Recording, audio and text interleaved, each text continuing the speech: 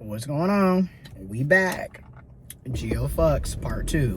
We are still, for the umpteenth time, talking about preferences, dating, romance. Let's get into it. So, the other aspect of this is when I hear, and like I said, everyone has a right to bodily autonomy, their preferences. You don't have to date anybody you don't want to date. You don't have to have sex with people you don't want to have sex with. And then on the other side, nobody has to date you. Nobody has to have sex with you. None of us, including myself, none of us are entitled to romantic relationships, to dates, to sex. It is what it is. And also, these are not... Some people will argue for sex, but ultimately, these are not really basic necessities that are needed in order to survive. They're not. Another reason why I just don't understand the sense of entitlement that a lot of folks have. Okay?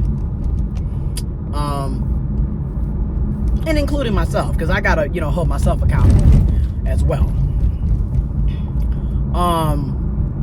But yeah, so when you listen to the reasonings behind why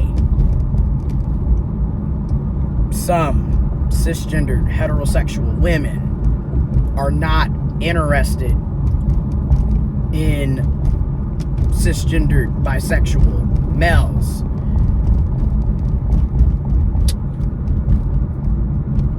a lot of it is rooted in biphobia, homophobia, misogyny. It is. And nuances, more than one thing can be true.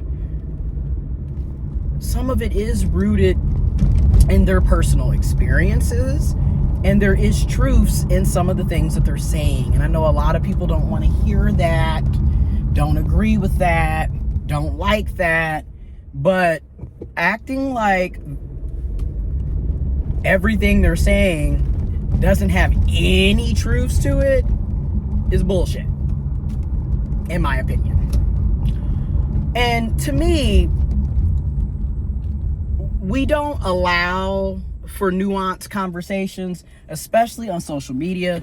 It turns into F you, you don't know what you're talking about, I know everything, I have all the answers, I've experienced everybody, your opinions or your lived experiences don't matter, blah, blah, blah, blah, blah, blah, blah, blah, blah.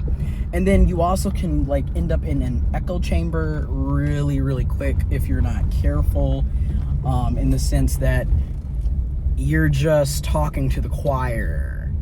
And now it's just a bunch of people who also have the same mindsets, thoughts, opinions, perspectives, and likely experiences all entering the chat to be mean. And it's not really a productive conversation, especially on social media. I wish we would allow more nuanced conversations where people left their feelings outside and came with their facts, data. Or if you have your feelings, express them in a way that's healthy instead of belittling. Because that's the other thing that don't make sense to me. Like, if somebody's not your preference, a lot of people can understand that. A lot of people accept that they're not going to be everybody's cup of tea. And that's completely understandable because we're not going to be everybody's cup of tea. But like I said in my other videos 2 years ago, a lot of times when y'all say somebody's not y'all preference, y'all go into a whole rant basically belittling that demographic, degrading that demographic. It's not just you're not my preference, it's you're not my preference, you guys have AIDS. And it's like, what is really going on? You don't have to be rude and ignorant just because the person who approached you isn't your preference. And then you also don't have to be spewing misinformation. Now, When we talk about sexual health, everybody needs to take that seriously, regardless of your gender or sexuality. And once again, you can get STDs, sexually transmitted diseases, STIs, sexually transmitted infections, from anybody. It doesn't really matter what their sexuality or gender is, if we're going to be real. However, nuances, if we're looking at data and statistics, I've been saying this for a while, anuses, vaginas, mouths cannot penetrate themselves. Anuses, vaginas, mouths cannot penetrate themselves. The sperm comes to the egg. The egg doesn't come to the sperm. So again, if we're really going to look at things, we do have to address issues regarding sex when it pertains to cis males, because regardless of sexuality, you're going to be at a risk.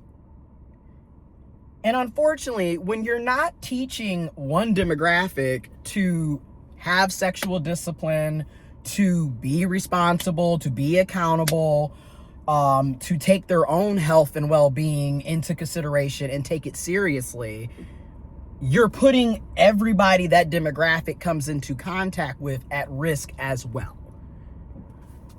I'm not saying that cis males are the only ones, but let's be real. You're talking, due to toxic masculinity, patriarchy, misogyny, you're basically telling them it's a free-for-all and they can sleep around, not use protection, not get tested, lie about their test results, lie about their sexuality, lie about wanting a relationship. It's a lot of things going on with various demographics. And you really can't blame, in my opinion, you can't blame cis women or cis het women for taking precautions. But this is what gets me, right? I understand the precautions because we all need to take these precautions. But cis het women, honey, y'all don't be having the same standards for the cis het males that y'all get with. Because y'all will sit up here and crucify bisexual cis males, right? Oh, he's going to be sleeping around. He's going to be promiscuous. He's going to be messing around with both men and women. He's going to be having unprotected sex. He's not going to be getting tested. He's going to bring me an STI or an STD. Yet, where is this energy for the cis het males that are actually bringing y'all STIs, STDs, unwanted pregnancies, etc.? Y'all don't be having the same standards, and that's what gets me.